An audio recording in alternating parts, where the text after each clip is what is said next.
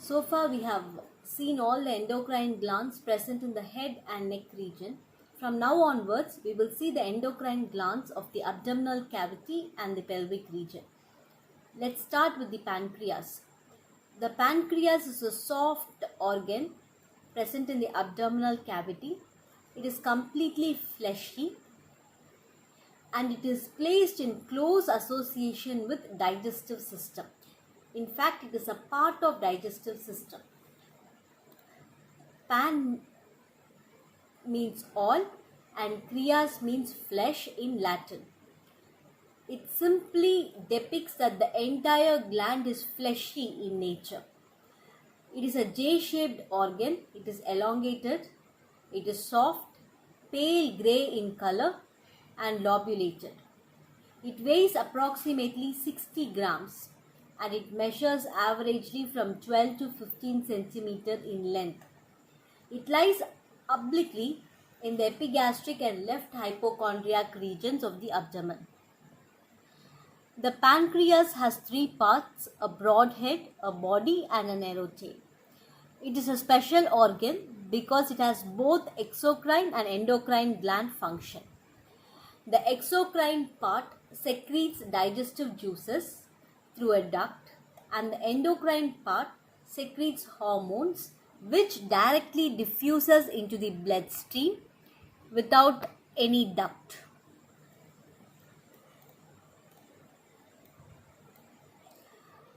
So here you see the entire digestive system, starting from the esophagus, a bag-like structure called stomach, which is continued as small intestine, which is a tubular structure, which continues as a large intestine with a wide caliber.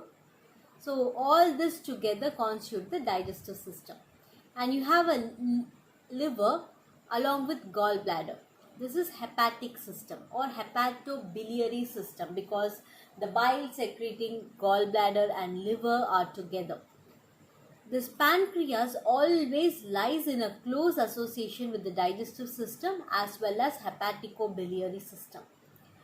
It has three parts. It has a broad head, a less wide body and a narrow tail. The head of the pancreas, it lies in the curvature of a small intestine called as duodenum. The body is hidden behind the stomach and the tail of the pancreas is present in front of the kidney and it extends up to the spleen. In short, both the body and the tail of pancreas is sandwiched in between the stomach at the front and the kidney in the back. So it's basically a sandwich between stomach and the kidney. At the back of the pancreas, the important blood vessels pass. They are abdominal aorta and inferior vena cava. They lie behind the gland of the pancreas.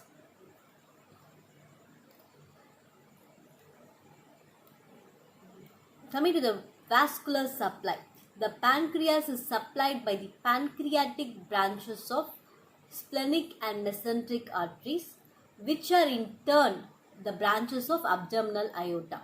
The venous drainage is by splenic, superior mesenteric and portal veins. The lymphatics drain into pancreatico-splenic, celiac or intestinal and superior mesenteric group of lymph nodes. The nerve supply of the entire GIT is by vagus nerve. So the pancreas is also supplied by the vagus nerve. Coming to the histology, there are two parts of the pancreas, the endocrine pancreas and the exocrine pancreas. The endocrine pancreas does not have any ducts and it secretes its hormones directly into the bloodstream. The endocrine pancreas is made up of specialized group of cells called as pancreatic islets of Langerhans. This pancreatic islets of Langerhans is made up of four cell types: alpha, beta, delta and PP cells. Among them, Beta cells is the most important and it forms the 80% of population. The cell has a granular and basophilic, that is bluish cytoplasm. It secretes two important hormones, insulin and glucagon. These two hormones are very important to control the blood glucose levels. Because beta cells secrete these two important hormones which secrete the blood glucose level, beta cells of Langerhans becomes the most important cell of the pancreas. Alpha cell is the second most important cell type. The cytoplasm is granular and acidophilic. It is very pinkish in color. The alpha cells are of two types, A1 and A2. A1 cells secrete pancreatic gastrin and serotonin.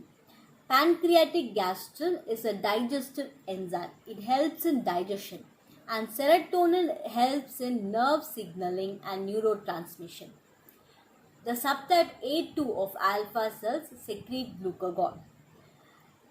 Glucagon and insulin together control the blood glucose levels and regulate them. The delta cells of pancreas secrete stomatostatin. Stomatostatin is a hormone which helps in the growth and development of the organs and the tissues. Next is PP cells. It is otherwise called as F cell. It is denoted as PP cells because it is a pancreatic polypeptide secreting cells. The pancreatic polypeptide in turn is a digestive enzyme. So it is secreted by PP cells or F cells.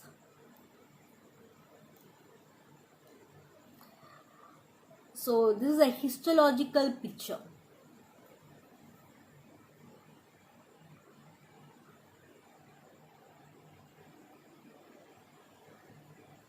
This is a histological picture of pancreas.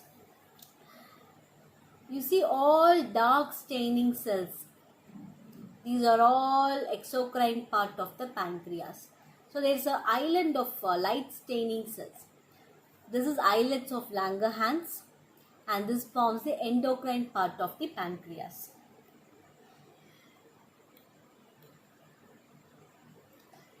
When you have a close look of islets of Langerhans, you see four colored or four different types of cells. Among that, the major component is formed by this blue colored cell, which is nothing but beta cell. It secretes insulin. The next most common cell is the alpha cell. The alpha cell secretes the glucagon. Later, you see a bigger cell called as delta cell, which secretes stomatostatin.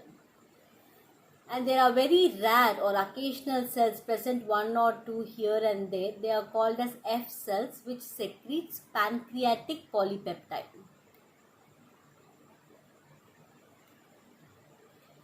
Coming to the exocrine pancreas. It is a serous gland. It is made up of small acini and it is lined by secretory type of cells. They have ducts and they secrete hormones through ducts.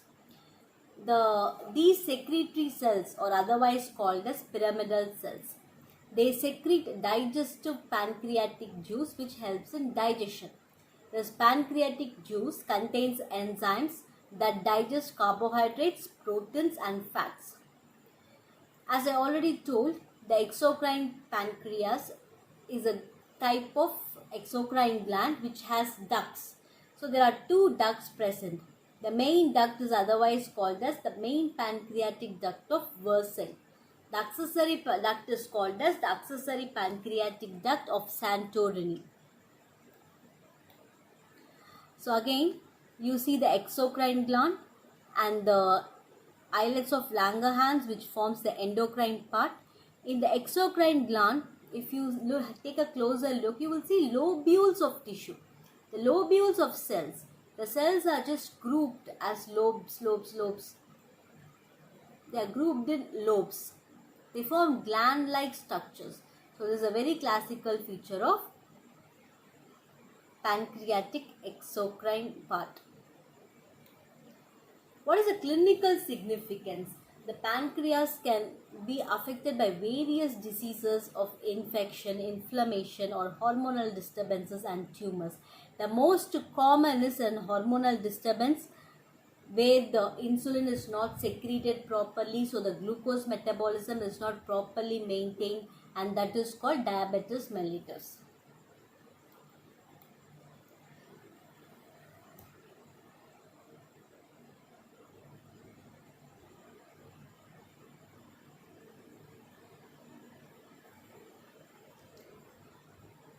Coming to the kidneys.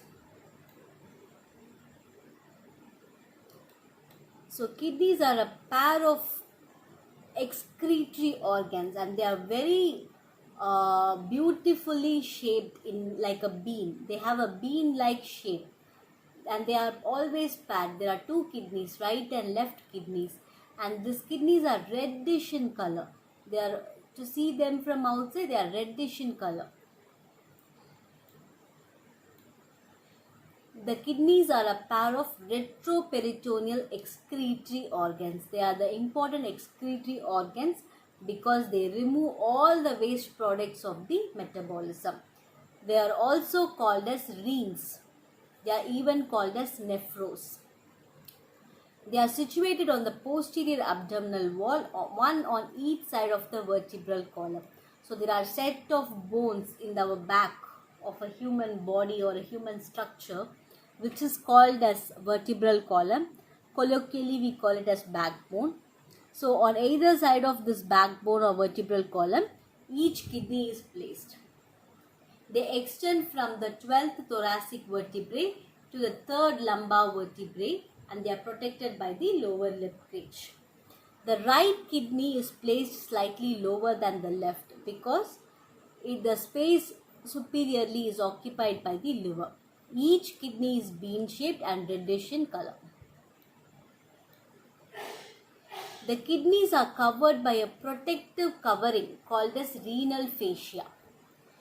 They are held in position by fat called renal fat, so that they don't move up or down or in the sideways. They are positioned in a way by renal fat. So averagely each kidney measures 11 centimeter long, 6 centimeter broad, and 3 centimeter thick. The left kidney is longer than the right kidney. Averagely, the kidney weighs 150 gram in males and it's slightly less in females. It weighs about 135 gram in females. Each kidney has 2 poles, 2 borders, and 2 surfaces. 2 poles are upper and lower pole. 2 borders are medial and lateral borders, and 2 surfaces are anterior and posterior surfaces. The medial border shows a depression called hilus or hilum. The upper pole is broad and it is in contact with the suprarenal gland. So this is a pictorial depiction of kidney. Kidneys are paired organs. On either side of the vertebral column, there is one kidney, right and left kidney. It is supplied by arteries and veins that branch from the abdominal aorta. So it extends from T12 to the lumbar region and it is protected by the rib cage. It has a glistening covering called as renal fascia. These two are the real kidneys. It is covered by a fibrous capsule, very thin glistening membrane, the shiny membrane that is called as renal fascia. It has 2 poles, upper and lower poles. Poles means ends. It has 2 poles, upper and lower pole. It has 2 borders, medial and lateral border. 2 borders, medial and lateral borders. 2 surfaces, anterior and posterior surfaces. One in the front and one in the back. Anterior and posterior surfaces. In the middle of the medial border, there is a slight indentation. In the middle of the medial border, there is a slight indentation. This is called as hilum. This is called as hilum of the kidney. This hilum of kidney is very important because the arteries and the veins enter the kidney through the hilum, and also ureter comes out of the kidney through the hilum. Relations of the kidney. So on the upper pole,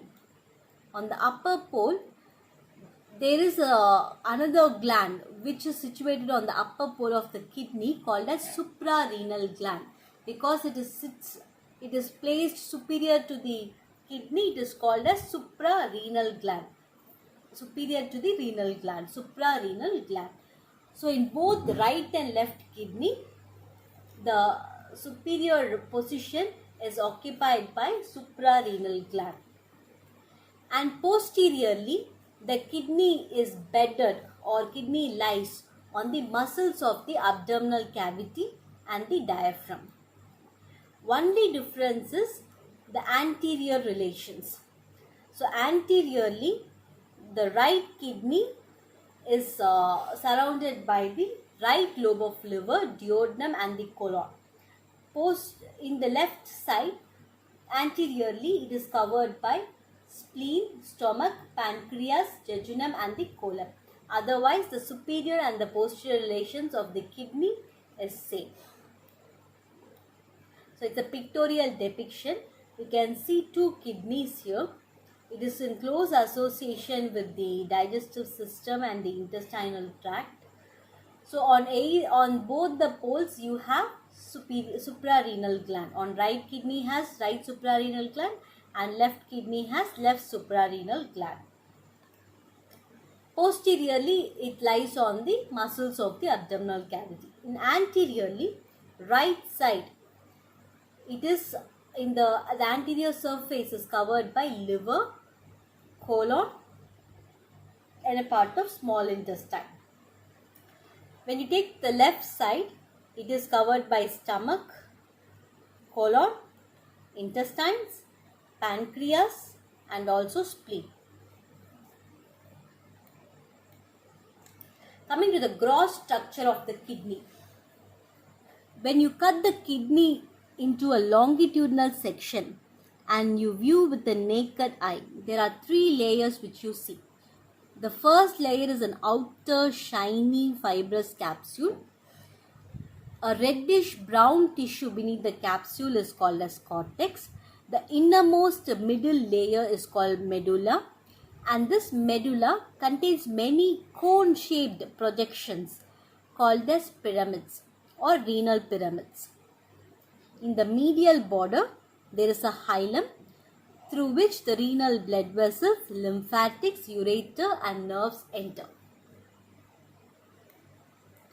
So this is the anatomy of kidney. When you do a longitudinal section, you first see from outside to inside, you see a very thin fibrous capsule on the outer surface. Just beneath the fibrous capsule, there is a reddish area and it is called as cortex. Just beneath the cortex, the major part of the kidney is formed by a bulky inner layer and that is called medulla. The medulla has cone-like projections which is called as renal pyramids. And this renal pyramids, they all unite to form a structure called as renal pelvis, which is a pale greyish structure here. This renal pelvis continues downwards narrowly called as ureter. Also in the renal pelvis, the renal artery and nerve and the vein enters and pierces the hilum and supplies the gland. So how is urine formed? So what is urine? It is an ultrafiltrate of plasma containing the waste products of metabolism, the carbohydrate, fat and protein metabolism. The left out waste products from these metabolism along with the ultrafiltrate of plasma constitutes the urine. This urine is formed in the kidney, and the formation of urine and excretion of urine is the main function of the kidney.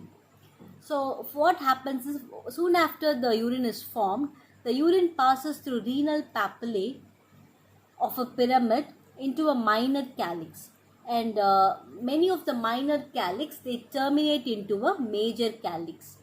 Many major calyxes together, they form renal pelvis, the renal pelvis narrows down when it leaves the kidney, and that narrow tube is called as ureter. This ureter is a specialized structure. It along with the renal pelvis, it is lined by a special epithelium called transitional epithelium and contains smooth muscle. So the epithelium along with the smooth muscle initiates peristalsis and contraction, which propels the urine downwards from the renal pelvis to the ureters, and from the ureters to the bladder, and from the bladder to the outside. So here is a picture where you can see the outer fibrous capsule, a cortex, and the renal medulla, renal pelvis, from where the urine is formed and it enters the ureter. So what happens is the blood flows for purification into the kidneys. The blood along with waste enters the kidney. It passes through all these tubules, get filtered, and the pure blood again enters the vein. The remaining waste and the ultrafiltrate of the blood is emptied into the renal pelvis, and from the renal pelvis it is taken into ureter and excreted. So each kidney is composed of 3 million urinoferous tubule and few collecting ducts. So when you microscopically read here how the urine is formed and what is the structure which is purifying and filtering the urine, what you find is the urinoferous tubule, and this urinoferous tubule is made by nephron and its collecting duct. So histologically we see 3 million urinoferous tubules and few collecting ducts. This urinoferous tubules has two parts. One is a secretory part and other one is a collecting tubule. The secretory part is called as nephron, and it is always present with juxtaglomerular apparatus. The collecting ducts, they transport the urine through pyramids to the calyces, giving the pyramids their stripped appearance. So what happens is, at this place, when the blood enters from the arteries into nephron, then it's purified, and all the waste products is given back into the collecting duct, this big tube, and this collecting duct enters the renal pyramid, and from the renal pyramid it excretes into the ureter. Because of these collecting ducts entering into the renal pyramids, these renal pyramids have a stripped appearance. So nephron has functionally two parts. Coming to the ultrastructure of nephron, it has two parts. The two parts are named as Malpighian capsule or corpuscle and tubules. The tubules are composed of proximal convoluted tubule, loop of Henle, ascending limb and descending limb of Henle, distal convoluted tube. These parts of nephron are equally distributed in the cortex as well as the medulla. The cortex consists of glomeruli, proximal convoluted tube, collecting ducts and a part of distal convoluted tube. The medulla has the remaining part of distal convoluted tube along with the blood vessels, connective tissue and the renal pyramids. So it's a pictorial depiction of nephron. So the nephron has two parts. One is collecting tubule and the rest one is the secretory part. In the secretory part there is a glomerulus present. The glomerular capsule is present, and it has a proximal convoluted tube. Convoluted means folds. So it has a proximal convoluted tube and a distal convoluted tube collecting to the collecting duct. The remaining middle portion is called medullary loop.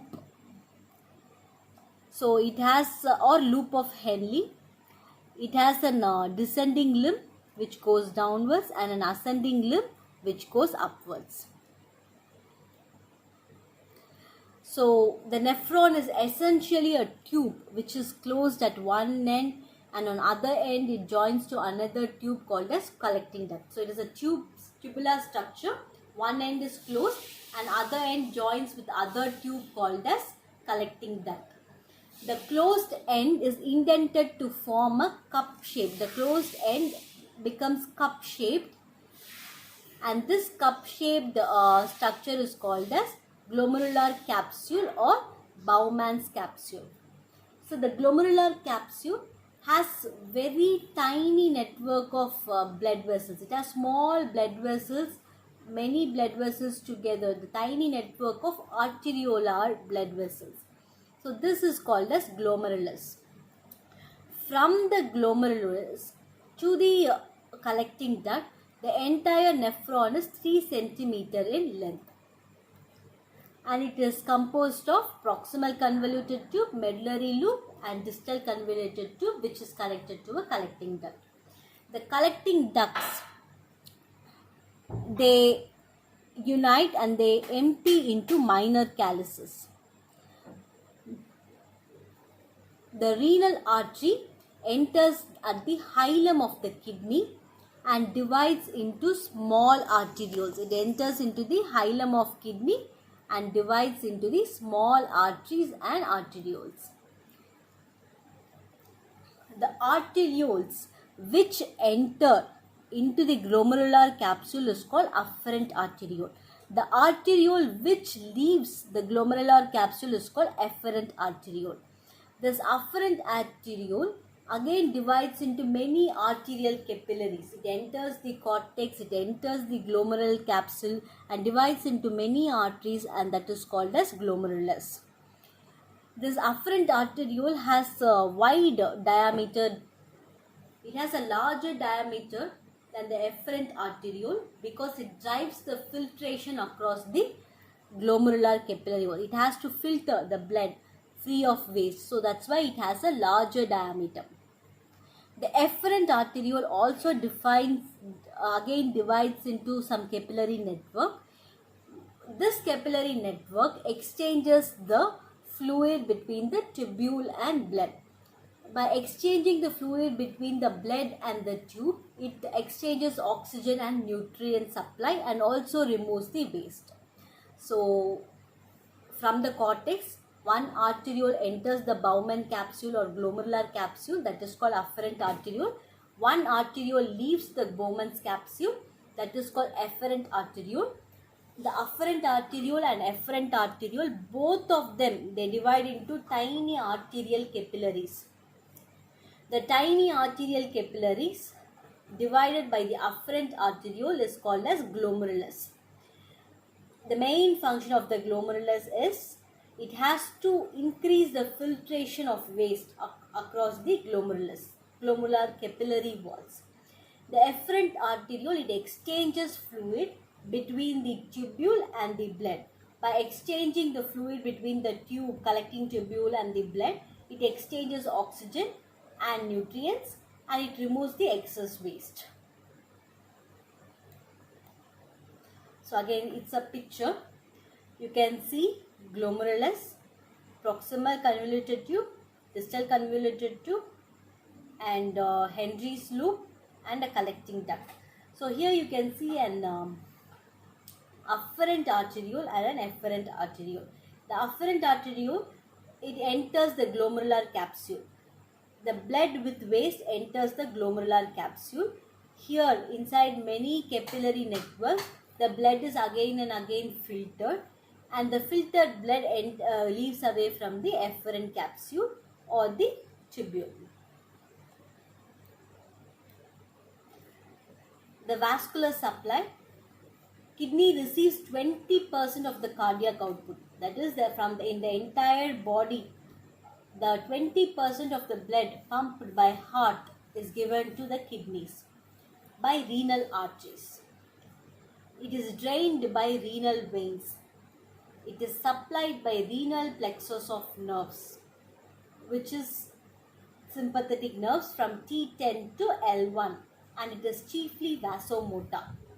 The lymphatics of kidney is drained into the lateral aortic nodes located at the level of L2. Again, it's a cross section of kidney where you can see a fibrous capsule, cortex, and a medulla. And the medulla has many pyramids, which is triangular in shape. It has a broad base and a narrow apex. So what happens is this nephron is present in both cortex and medulla. So by the renal artery, the blood enters into the kidney. It goes to the nephron. In the nephron, it is filtered in the glomerulus, and the excess of the waste along with the ultrafiltrate of plasma, it enters the base of the renal pyramid, which is the minor calyx. From there it enters to the apex of the pyramid, which is the major calyx. From the major calyx it flows into the renal pelvis. From the renal pelvis the urine flows into the ureter and enters the urinary bladder. So the main functions of kidney is it removes excess waste products of metabolism. All the waste products of carbohydrate, fat and protein metabolism is removed by kidney. It removes excess unwanted water and salts from the body. It is an auto-regulatory organ. It can support itself, its blood supply, its pressure. It can regulate by itself. By regulating by itself, it maintains the pH of the body. It can secrete a variety of hormones. Example, erythropoietin. Erythropoietin is a hormone which helps in production of blood cells, especially RBCs. So it secretes a variety of hormones. It has a excretory function. It controls water and salt metabolism. It is an auto-regulatory organ, maintains pH, and also it secretes hormones. So there are a variety of diseases that can affect kidney. It can be infections, it can be inflammatory conditions like nephritis, it can be TB, it can be renal stones, which is nothing but excessive calcium deposition, and tumors.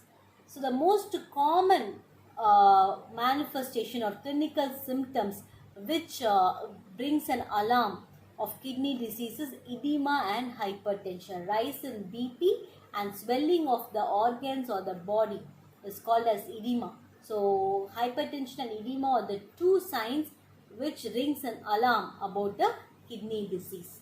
As we all know, kidney plays a major role in regulating water and salt. So when the salt and water is not regulated properly, it results in hypertension and edema.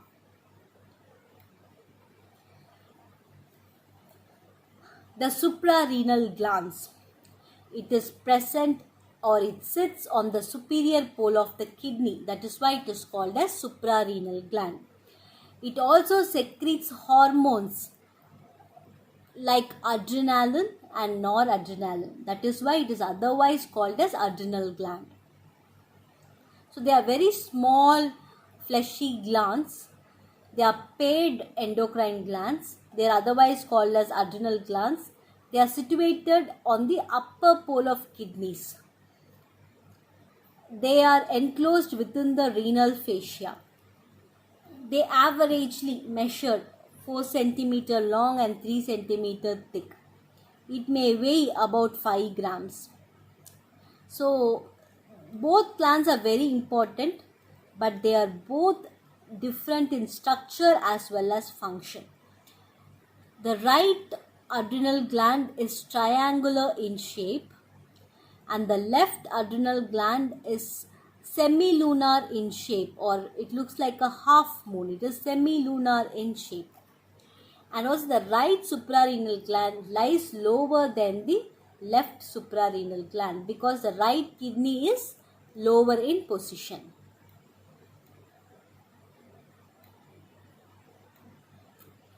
So it's a beautiful picture showing right adrenal gland and left adrenal gland just sitting at the top of the superior poles of the right and left kidneys.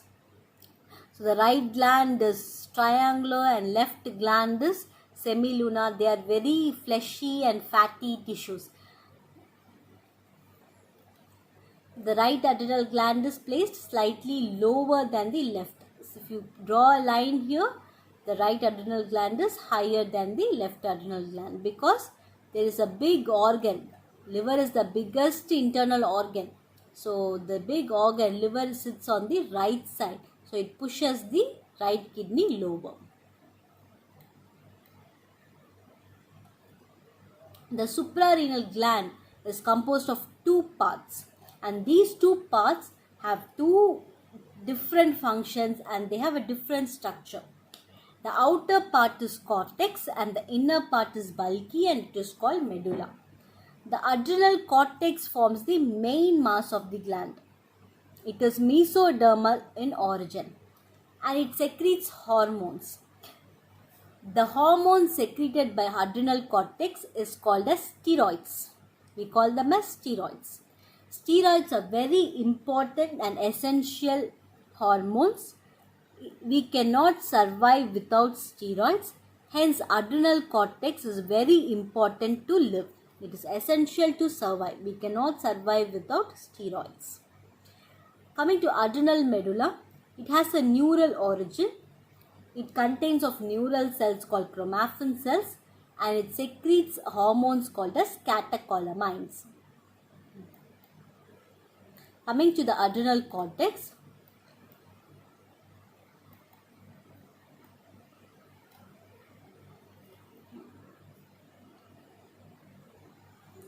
the adrenal cortex is composed of three zones and these three zones produce a group of hormones and these hormones are called as corticosteroids.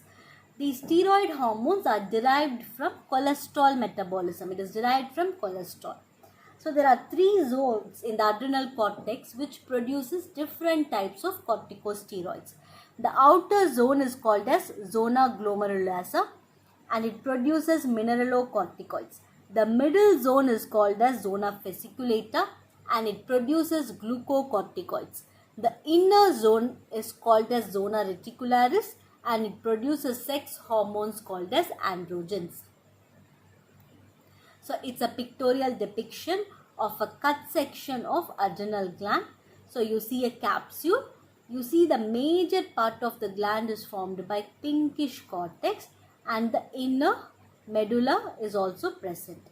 So when you do a microscopic study of adrenal cortex, you see three layers. You see a zona glomerulosa where the cell is very pinkish in color and zona fasciculata where there is lot of empty spongy spaces and zona reticularis where there are more tubular structures and the inner adrenal medulla is seen. So when you take a biopsy and you see the tissue, this is how it will look. It will show three layers of cortex and one layer of medulla. So the adrenal medulla is completely surrounded by adrenal cortex and it is supplied by sympathetic nerves. The glands release hormones called as catecholamines which are adrenaline and noradrenaline. Adrenaline is the major hormone. It is otherwise called as epinephrine. It forms 80% of the secretion. The noradrenaline is minor, only 20%, and it is otherwise called as norepinephrine. Together they are called as catecholamines. So the blood supply is by the branches of abdominal aorta and the renal arteries. The venous return is by suprarenal veins which finally empty into inferior vena cava. And the lymphatics drain from the suprarenal glands into the lateral aortic nodes. The nerve supply is by preganglionic sympathetic fibers. So it's an adrenal gland cut section. You see a fibrous capsule, a black line, and you see a cortex which is the main bulk of the gland and inner brownish medulla. So this cortex is divided into three zones. Zona glomerulosa which is the outermost area and it secretes mineralocorticoids.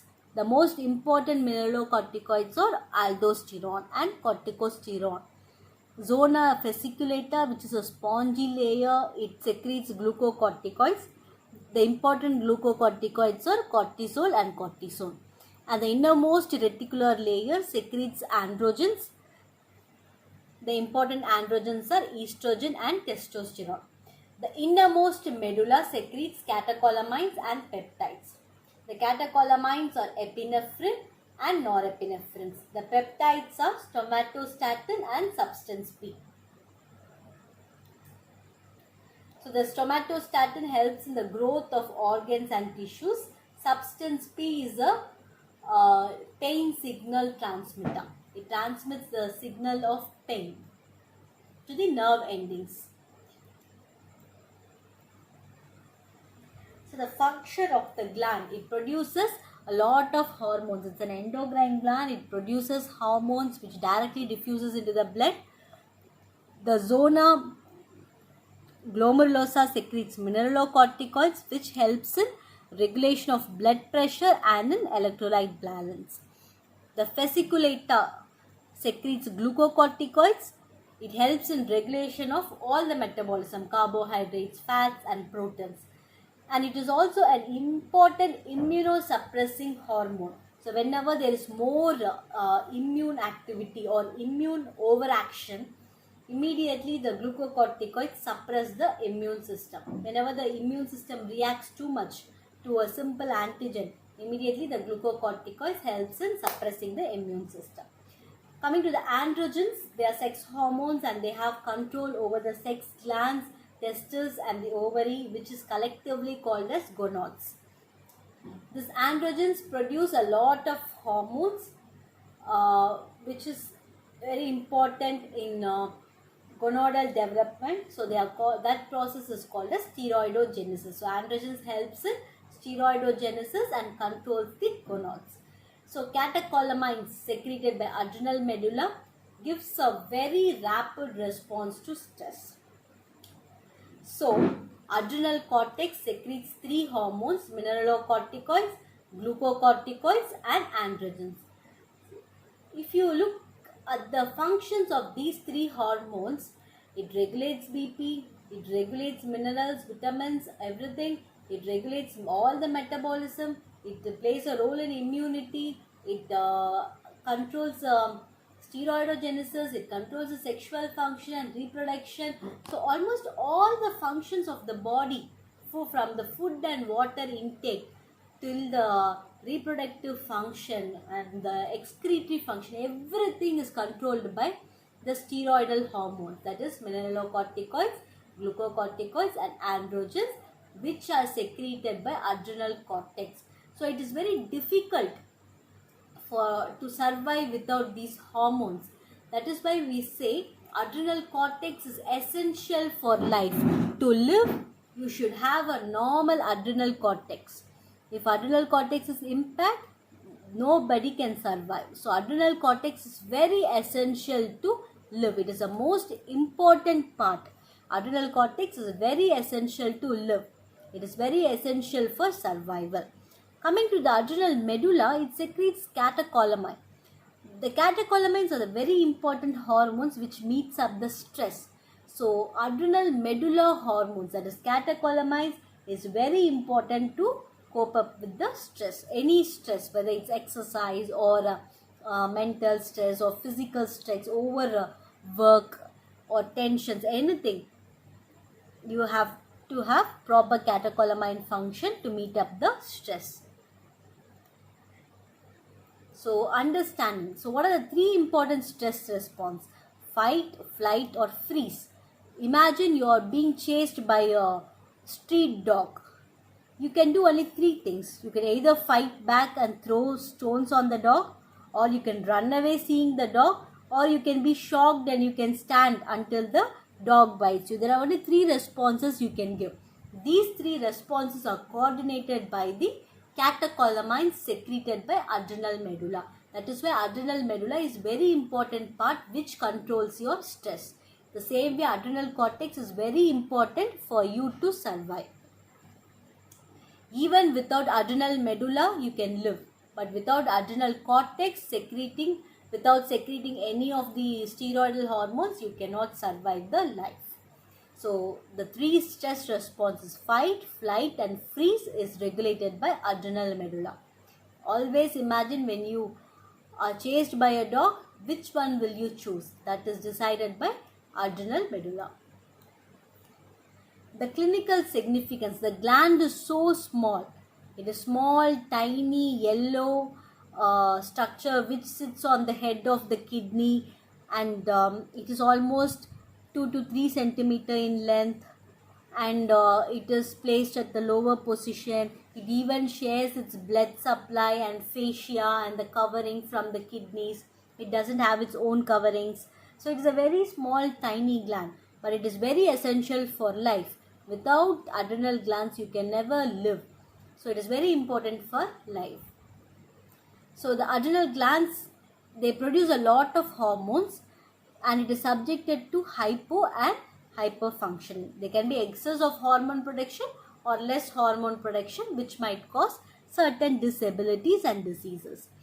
Whenever there is lack of secretion of steroidal hormones in adrenal cortex, it leads to a disease called Addison's disease. When there is excessive secretion of steroidal hormones, we call it as Cushing syndrome. There might be certain tumors like pheochromocytoma, the neural tumors can arise from adrenal medulla. So again, adrenal gland is so small and very tiny gland. It's yellowish in color. It sits at the superior pool. It shares everything from the kidney, but still it is a very important gland to survive. Adrenal cortex is essential for life. Adrenal medulla is essential to cope up the stress. Coming to the gonads, the testis. The testis is a male reproductive organ. So you see here, it's an oval shaped gland. It has a head. It has a head, and the head is made by epididymis. The head continues as a narrower tubule called as vas deferens, which is placed into the spermatic cord. It's a very vascular organ. You see so much of veins on the surface, all this blue lines. So it's a very vascular structure. And you see it is supplied by a bigger artery. So it is a very vascular and very sensitive structure. Coming to the male reproductive organs, just for an introduction, it includes both the external genitalia and the internal genitalia. The external genitalia is made up of penis and the scrotum. The scrotum contains testis, epididymis, and a part of ductus deferens. So this testis is completely enclosed in the scrotum. The internal genitalia on each side contains a part of ductus deferens, seminal vesicle, ejaculatory duct, and prostate gland. So again, it is a cross section of internal genitalia. So there is a testis. This testis has coverings. It is covered by a sheath-like structure called as tunica. There are 3 tunicas. There are 3 sheaths which cover the testis. So the outermost is called as tunica vaginalis. Can you see this one line? This one line is a very thin layer. This very thin layer is called as tunica vaginalis. Inside tunica vaginalis, there is a little denser layer called as tunica albuginea of the testis. This tunica albuginea divides the testis into the lobes. It divides the parenchyma or the stroma of the testis into lobes, and it makes the testis as a lobulated organ. Beneath this tunica albuginea, you have tunica vasculosa, which has numerous blood vessels which supply the testis. So in each lobe, there are 15 to 20 seminiferous tubules. Okay. These seminiferous tubules form a small, or they continue as a small narrow tube called as rete testis. This rete testis, when they go out of the testis, they get coiled. They become highly coiled and thick wire-like structure at the head of the testis. They are called as epididymis. This epididymis, it continues as a vas deferens. So what happens is, the sperm is formed in the seminiferous tubule. It is transported to rete testis.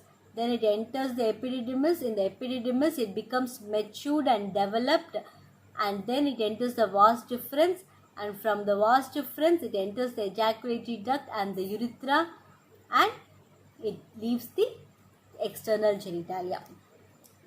The testis is covered by three tissues, that is tunica, vaginalis, albuginea and vasculosa. Because of this coverings, the testium assumes an oval shape and it is flattened on both sides. It is not completely oval. On either side, it doesn't have that concavity. It is flattened or compressed. So, the testes are a paired male reproductive glands. They are equivalent to ovaries in female. They are suspended by spermatic cord. Spermatic cord acts like a thread which suspends the testis. It acts like a thread which holds the testis. The testis is oval in shape and it is compressed from side to side. It averagely measures into 4.5 centimeter long, 2.5 centimeter wide and 3 centimeter thick.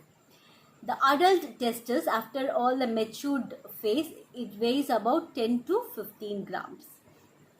The testis has two poles, upper and lower, two borders, medial and lateral, and two surfaces, anterior and posterior. It has two poles, upper and lower pole, medial and lateral border, anterior and posterior surface.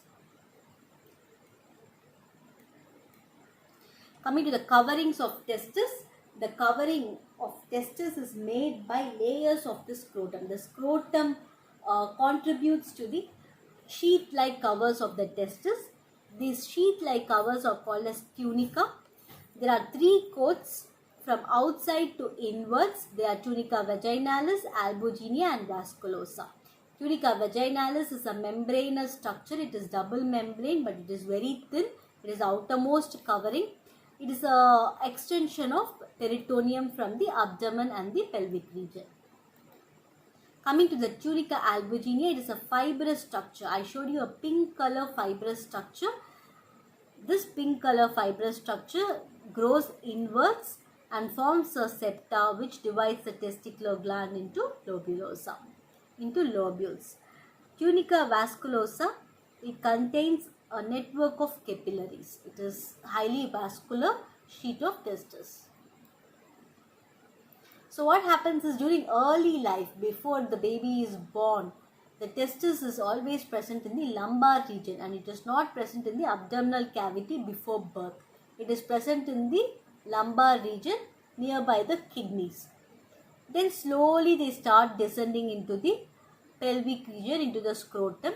When they descend, they take all the coverings of peritoneum, blood vessels, lymph vessels, nerves and ducts along with them.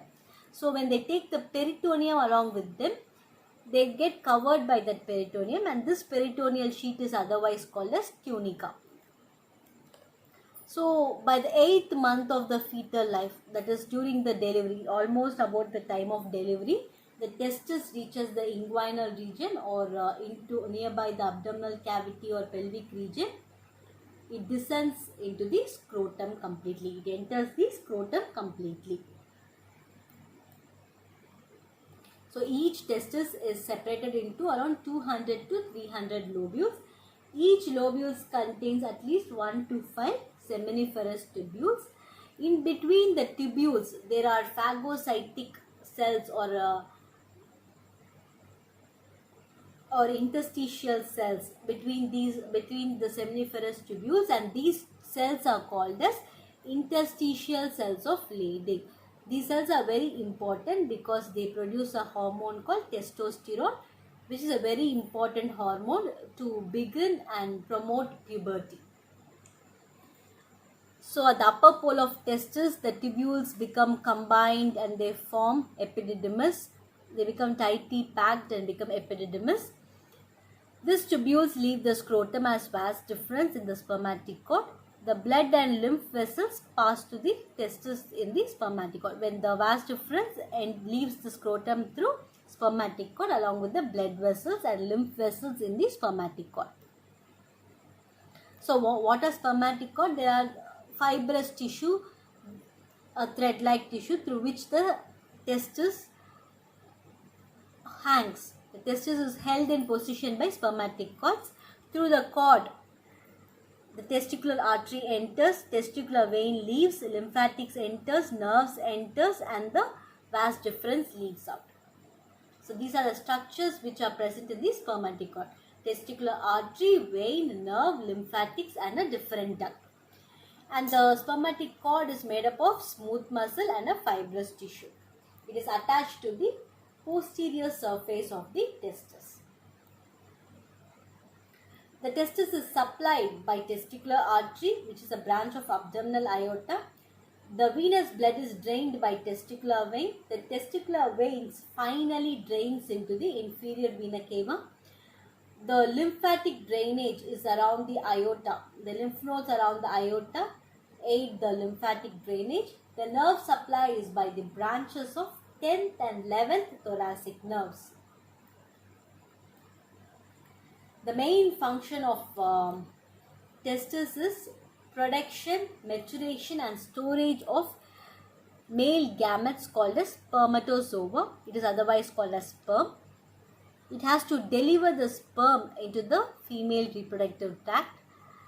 It is also an important it also aids in passageway for urine excretion. So it helps in reproduction and also excretion. So this is a pictorial depiction of a sperm. It's a mature sperm. The mature sperm has a head, it has a body, and it has a tail. The head contains the nucleus with its DNA and enzymes. The enzymes help in penetrating the ovum. The middle part, that is the body, is full of mitochondria, and this mitochondria helps in storage of nutrients and other minerals. The tail end is like a whip and it aids in motility. So the sperms are produced in the seminiferous tubules of the testis. They pass through the epididymis. In the epididymis, they become matured and they are stored in the epididymis. The mature sperm has a head, body and long whip-like tail for motility. The head is filled by the nucleus and the DNA and the enzymes. The body contains mitochondria. It is a fuel machine.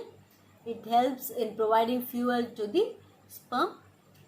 For a successful spermatogenesis, for sperm to properly develop, the temperature in the scrotum and the testis should be 3 degrees Celsius below the normal body temperature. To maintain this temperature, the testis is covered by 3 layers or 3 coats called as tunica, and it is also placed outside the abdominal cavity. The testis does not have any connection with the abdominal cavity. It is a pelvic organ. It is even placed outside the abdominal cavity. It is not connected. It hangs out. The sperm production in male begins at puberty and continues throughout the life under the influence of testosterone. Coming to the female endocrine gonads, the ovaries. So it is a female reproductive system. It's a uterus with an attached fallopian tube and ovary on both sides. So it's a picture of female reproductive system. You can see an hollow polygonal structure called uterus, and the uterus has 2 tubes on either side, that is fallopian tube. It is attached to ovary, and the lowermost part of uterus is called as cervix, and the exterior part of the cervix or the external genitalia is made by vagina.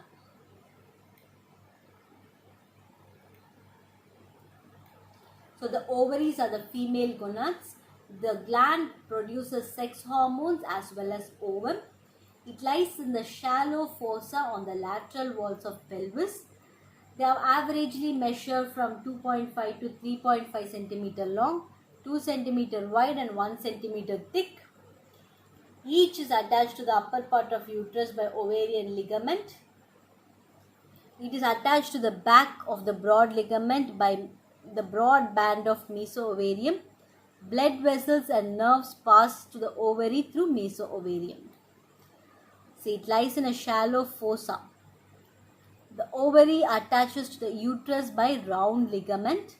It attaches to the broad ligament by meso-ovarium. It lies separately in the pelvic wall. Actually, it is a separate organ. It lies separately in the pelvic wall. It connects itself to the uterus by certain ligaments. Again, the ovary, when you make a cut section, there are two layers, medulla and cortex. The medulla is the central part and it contains fibrous tissue, blood vessels and nerves. The cortex is the peripheral part and it contains connective tissue along with germinal cells. These germinal cells are nothing but the ovarian follicles which are present in various stages of maturity. Each ovarian follicle has one ovum. In males, the sperm production starts at the puberty and it continues throughout the life. In females, the ovum is formed at birth and it is limited. It never proliferates. Every month or in every month of her reproductive age, one ovum is ruptured and released. It is never proliferating. It is always a limited amount. It is not doubling itself throughout its life. So the ovarian follicles are very limited. So that before puberty, the ovaries are inactive and the stoma contains immature follicles. So this is a cut section of ovary. The cut section of ovary. You see a lot of blood vessels. This is cortex at the periphery and the medulla in the center. There are various stages of follicles. The mature follicle is called as Graafian follicle. Each follicle has an ovum. Each follicle has an ovum. So what happens is, after puberty, under the influence of hormones, that is estrogen and progesterone, after the influence of hormone, this primordial follicle starts maturing, which is an immature follicle, becomes a primary follicle, then secondary follicle, and finally Graafian follicle. It gets ready to be fertilized. But in case if the fertilization by the sperm does not occur, it ruptures and releases the ovum outside. So this release of ovum from the time of development of one follicle to the rupture is called as ovulatory period. And when it ruptures, it results in menstruation. So the remaining tissue is called as corpus luteum. And when this corpus luteum becomes scarred, when it takes a long time, it completely heals and it becomes a band of fibrous tissue, it is called as albicus. So the fresh tissue is yellow in color, so it is called as yellow body or corpus luteum. The scarred tissue is whitish in color, so it is called as albicanthus or white body. So during child years, every 28 days, one or more follicle matures, ruptures and releases its ovum into the peritoneal cavity. This process is called as ovulation and the cycle is called as menstrual cycle. The ruptured follicle after ovulation develops into corpus luteum, which is yellowish in color. It is called as yellow body. When the follicle leaves a scar of fibrous tissue, it is white in color, called as white body or corpus albicans. So the arterial supplies by ovarian arteries, which are a branch of abdominal aorta, and the venous drainage is by ovarian veins, which in turn finally drains into inferior vena cava. The lymphatic drainage is into lateral aortic and pre-aortic lymph nodes. The nerve supply is from sacral and lumbar plexus of nerves. The function of the organ is to reproductive and hormonal production. So ovary is the organ in which female gametes are stored and developed and matured prior to the ovulation. So that becomes its reproductive function. It has endocrine functions and releases certain hormones which is responsible for the physiological changes. It also is responsible for the bone development and growth. So the ovary has two functions, reproductive and the endocrine functions. These are the two important functions of ovaries. So finally we finish all the endocrine organs. Thank you.